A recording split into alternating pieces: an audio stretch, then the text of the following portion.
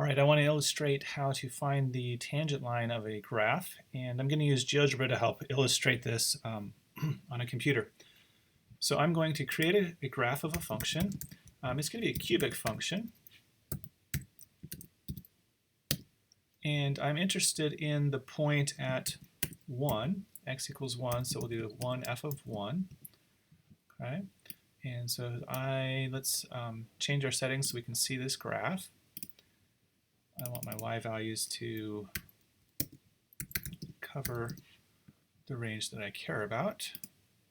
All right, so here is my point of interest, and I want to find the tangent line. And the way I'm going to do that is I want to just emphasize what it means to have a good tangent line.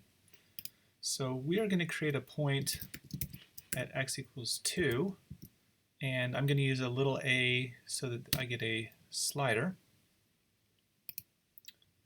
But I don't want any limits on it.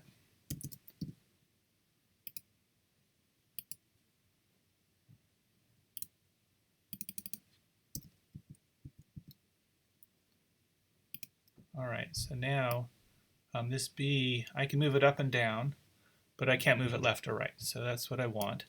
And I'm going to have Geogebra create a line joining those 2 points. Okay, so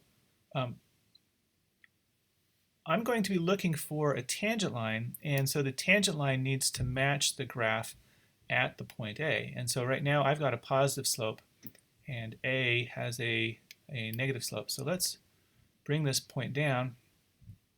And as I do that, notice my slope is getting closer and closer to the graph.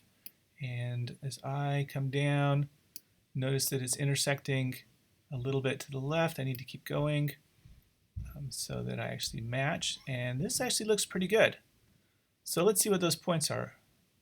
My original point is 1, negative 11, and my new point is 2, negative 20.